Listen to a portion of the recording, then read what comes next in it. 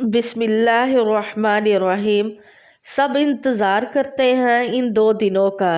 شب برات سے پہلے یہ وظیفہ کر لیجئے، جو چاہیں وہ مل جائے گا۔ دولت، شہرت، شادی، گھر، گاڑی، سب کچھ مل جائے گا۔ یہ 2 دن بہت اہم ہیں۔ محترم ناظرین، شعبان اور 13 شعبان کو ایک تسبیح صرف آپ 12 بار پڑھ لو، 70,000 حاجتیں بھی آپ کی ہوں گی، انشاءاللہ وہ بھی پوری ہوں گی۔ دولت چاہیے، عزت چاہیے، شفا، صحت چاہیے، شادی کرنی ہے، اولاد چاہیے، گھر چاہیے، انشاءاللہ ہر وہ چیز ملے گی۔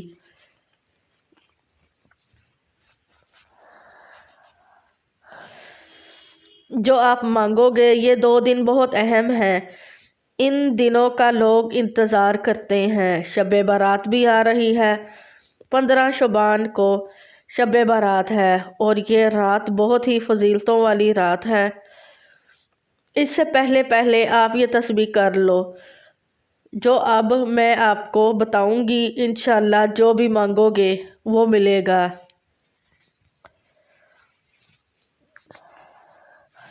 یہ ماہ شعبان بہت ہی برکتوں والا مہینہ چل رہا ہے اور آگے شب برات آ رہی ہے۔ شب برات کی تھوڑی سی فضیلت جان لیجئے۔ اس کی کتنی فضیلت ہے۔ اللہ رب العزت نے بعض چیزوں کو بعض پر فضیلت اور رتبے سے نوازا ہے، جیسا کہ مدینہ منورہ کو تمام شہروں پر فضیلت حاصل ہے، وادی مکہ کو تمام وادیوں پر، زمزم کو تمام کنووں پر، مسجد حرام کو تمام مساجد پر، سفر معراج کو تمام سفروں پر، ایک مومن کو تمام انسانوں پر، ایک ولی کو تمام مومنوں پر، صحابی کو تمام ولیوں پر، نبی کو تمام صحابہ پر، رسول کو تمام نبیوں پر، اور رسولوں میں تاجدار کائنات حضور کریم صلی اللہ علیہ وآلہ وسلم خاص فضیلت کے حامل ہیں۔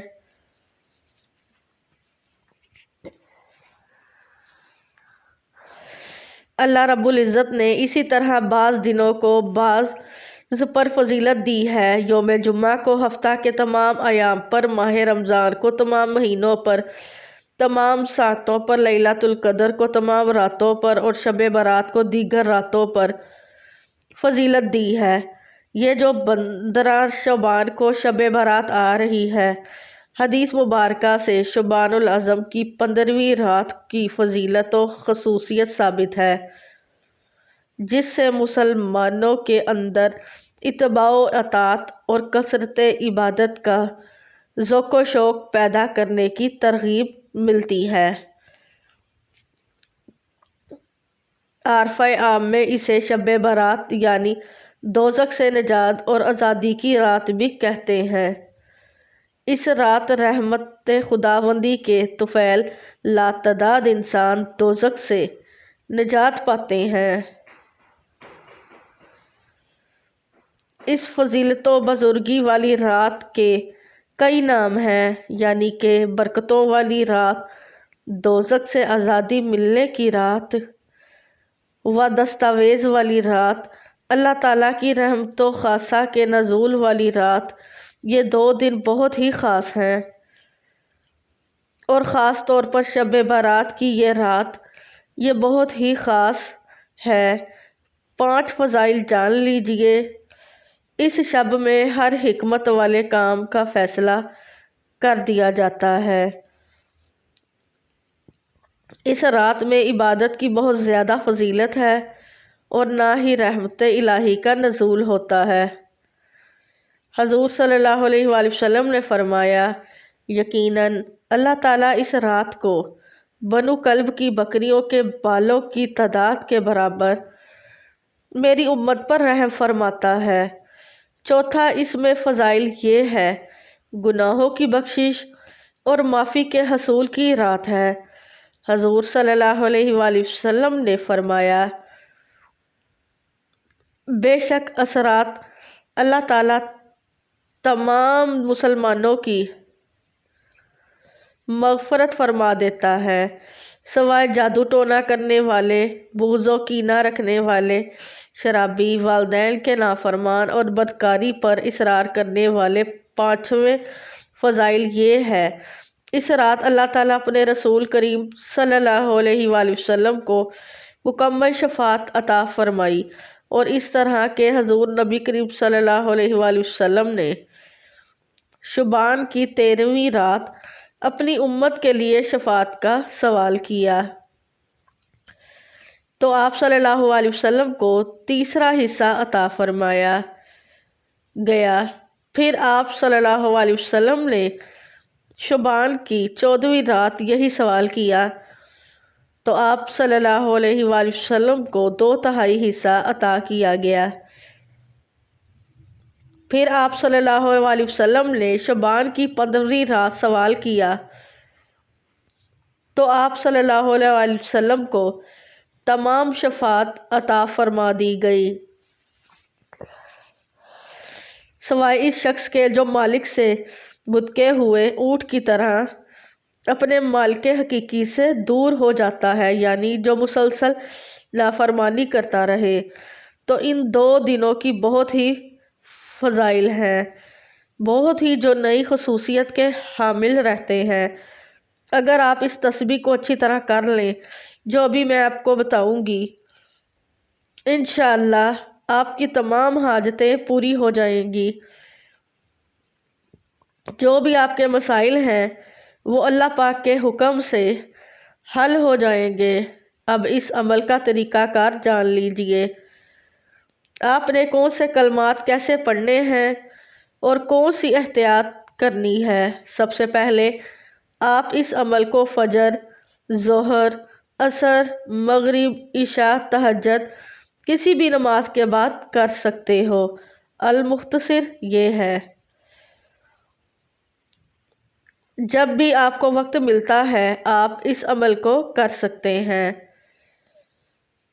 12 شعبان اور 13 شعبان جب بھی آپ کو وقت ملتا ہے آپ کر سکتے ہو۔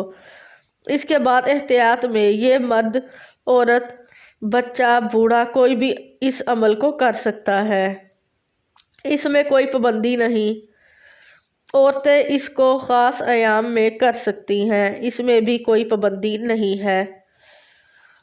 اس عمل کو کہیں بھی بیٹھ کر کر دیا جا سکتا ہے، بیڈ، کرسی، چارپائی، کہیں بھی بیٹھ کر آپ اس عمل کو کر سکتے ہو، اس میں کوئی پابندی نہیں ہے۔ اور اگر آپ پہلے ہی کوئی تسبیح کرتے ہو، کوئی وظیفہ کرتے ہو، کوئی عمل کرتے ہو، اس کے فوراً بعد بھی اس عمل کو کیا جا سکتا ہے، اس میں بھی کوئی پابندی نہیں ہے۔ یہ چھوٹی چھوٹی باتیں بتانے سے مراد یہ ہے آپ کے ذہن میں کسی بھی قسم کا شک نہ رہے۔ جب ذہن میں وہم و شک ہو تو پھر یقین بھی کم پڑ جاتا ہے، جب یقین کم پڑ جائے تو عمل اثر نہیں کرتا۔ تو آپ نے پورے یقین کے ساتھ اس عمل کو کرنا ہے، آپ کے ذہن میں کسی بھی قسم کا وہم شک نہیں ہونا چاہیے۔ اس کے بعد آپ پڑھیں گے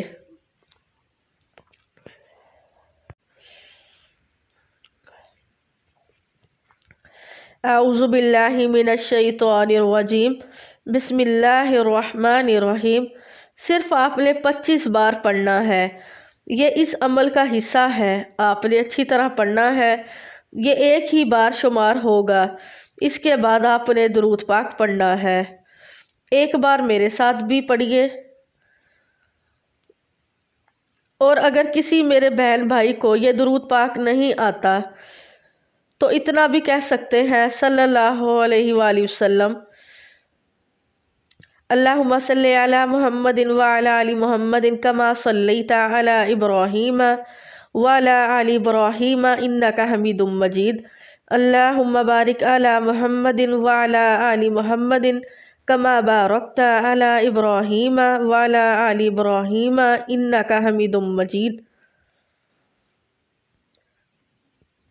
ایک بار میرے ساتھ بھی پڑھیے، اور اگر میرے کسی بہن بھائی کو یہ درود پاک نہیں آتا تو اتنا بھی کہہ سکتے ہیں सल्लल्लाहु अलैहि वसल्लम जो आपने तस्बीह पढ़नी है वो ये है, वहुवा अला कुल्ली शैइन कदीर। ये भी मैं आपको बताती हूँ कितनी बार पढ़नी है। इससे पहले ये बात जान लें, अगर आपके पास तस्बीह है तो आप इसके ऊपर शुमार करेंगे, और अगर तस्बीह नहीं है तो आप हाथ की उंगली के ऊपर शुमार कर सकते हो, दिल में शुमार कर सकते हो, इसमें कोई पाबंदी नहीं है। बस अल्लाह पाक आपकी नीयत देखते हैं। जब आप इस तस्बीह को करोगे इसकी इतनी बरकत होगी इंशाअल्लाह। अगर आपको दौलत चाहिए होगी तो आपका बेपनाह दौलत मिलेगी। आपके ऊपर से हर तरह की तंगी मोहताजी दूर हो जाएगी। आपके सारे कर्जे उतर जाएंगे। अल्लाह पाक के हुक्म से आपकी ज़िंदगी में खुशियाँ ही खुशियाँ आ जाएंगी इंशाअल्लाह। अगर आपको मेरी इज़्ज़त चाहिए, आप चाहते हैं माशरे में मेरी इज़्ज़त हो, जहाँ भी आप जाएं आपकी इज़्ज़त बढ़ जाए, घर में आपकी इज़्ज़त बढ़ जाए, शोहर के दिल में आपकी मोहब्बत पैदा हो जाए इंशाअल्लाह। अगर कोई मर्द देख रहा है इसकी इज़्ज़त पैदा हो जाएगी, घर में अल्लाह आपको इज़्ज़त से नवाजेंगे इंशाअल्लाह इस अमल की बरकत से। इसके अलावा अगर आप बीमार हैं, आप ये चाहते हैं कि आप सेहतमंद इंसान बन जाएं, इंशाअल्लाह इस अमल की बरकत से आप सेहतमंद इंसान बन जाएंगे। अगर कोई बीमारी है इससे अल्लाह पाक आपको शफा देंगे। इसके बाद अगर आपकी शादी का मसला है, आपकी शादी नहीं हो रही, रिश्ते नहीं आ रहे, रुकावट है, बंदिश है, कोई मान नहीं रहा, इंशाअल्लाह आपकी शादी भी हो जाएगी अल्लाह पाक के हुक्म से। बस आपने यकीन और नियत के साथ इसको करना है। इसके बाद अगर आपकी औलाद नहीं है, इंशाअल्लाह अल्लाह पाक आपको औलाद भी देंगे। और इसके साथ तमाम अहबाब नमाज का एहतमाम लाजमी करें, क्योंकि नमाज पढ़ना हर मुसलमान मर्द और औरत पर फ़र्ज़ है। अल्लाह ताला हम सबको 5 वक्त नमाज बाजमात अदा करने की तौफीक अता फ़रमाए। आमीन सुम आमीन। नाजरीन, कमेंट बॉक्स में अल्लाह ताला के 99 नामों में से एक नाम टाइप ज़रूर कीजिएगा। जज़ाकल्लाह।